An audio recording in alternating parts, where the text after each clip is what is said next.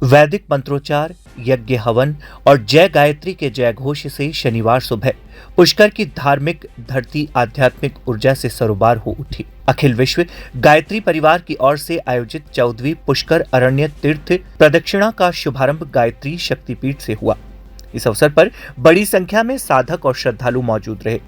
यात्रा के शुभारंभ से पहले विधिवत हवन यज्ञ किया गया। इसके बाद ब्रह्मा जी के रथ का पूजन किया गया। राजस्थान विधानसभा अध्यक्ष वासुदेव देवनानी ने 24 कोसी पदयात्रा और 84 कोसी रथ यात्रा को हरी झंडी दिखाकर रवाना किया। यात्रा में राजस्थान के अलावा देश के विभिन्न राज्यों से आए करीब 800 से 900 महिला पुरुष साधक शामिल हुए।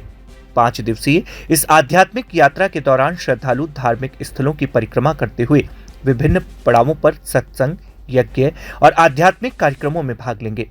इस अवसर पर राजस्थान विधानसभा अध्यक्ष वासुदेव देवनानी ने कहा कि गायत्री परिवार की ओर से आयोजित यह यात्रा सनातन धर्म और सनातन संस्कृति को नई ऊर्जा देने का कार्य करेगी। उन्होंने कहा कि इस तरह की धार्मिक और आध्यात्मिक यात्राएं युवा पीढ़ी को अपनी संस्कृति और जड़ों से जोड़ने का माध्यम बनती है। उन्होंने कहा कि ऐसी परिक्रमाओं के माध्यम से समाज में सेवा, संस्कार और संस्कृति का संदेश पहुंचता है। साथ ही धार्मिक परंपराओं और आध्यात्मिक मूल्यों को आगे बढ़ाने में भी इन यात्राओं की महत्वपूर्ण भूमिका है। कार्यक्रम की अध्यक्षता कर रहे केंद्रीय कृषि राज्य मंत्री भागीरथ चौधरी ने कहा कि पुष्कर जैसी पवित्र धार्मिक नगरी से शुरू होने वाली यह यात्रा देश भर में आध्यात्मिक चेतना का संदेश देगी। आज इस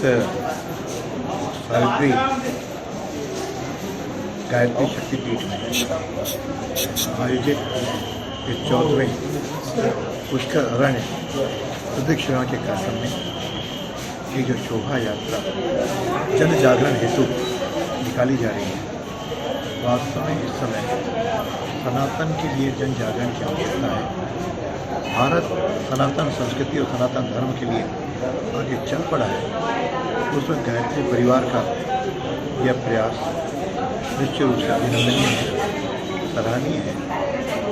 ये अपने क्षेत्र में ही 84 कोस की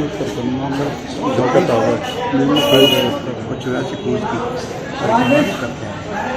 इस परिक्रमा सुगम और अच्छी रहे, इसके लिए हमारे माननीय सांसद महोदय, हमारे यहाँ के राज्य के मंत्री जी और मैं स्वयं उसके विकास में जो भी संभव हम लोग इसमें प्रयास करेंगे। ये यात्रा जन जागृति करें और नई पीढ़ी के अंदर नशा और अन्य चीज़ों के प्रति दृष्टि पैदा करें, ताकि भारत नशा मुक्त होकर के संपूर्ण अपनी सनातन संस्कृति के साथ विश्व में अग्रणी बने। इन भावनाओं के साथ मैं केवल गायत्री पीठ को बहुत शुभकामना देता हूँ। पद यात्रा और 84 कोसी रथ यात्रा और वाहन गांव-गांव में वहाँ ये टोलियाँ की शुभारम्भ हुआ। इसमें माननीय हमारे विधानसभा अध्यक्ष महोदय देवनानी जी मुख्य अतिथि थे और भागीरथ जी चौधरी जो मंत्री हैं भारत सरकार में, वो पधारे और हमने उनको एक पूरी फाइल दी है कि क्या क्या यहाँ किया जाना चाहिए और ये तीर्थ कैसे जागृत हो, यहाँ लोगों का ठहराव कैसे हो। लोग डुबकी लगा के चले जाते हैं और ये जो हमारी सावित्री और गायत्री की जो ये सिद्धपीठ है, इनकी परिक्रमा उसी तरह होनी चाहिए जिस तरह चित्रकूट की होती है।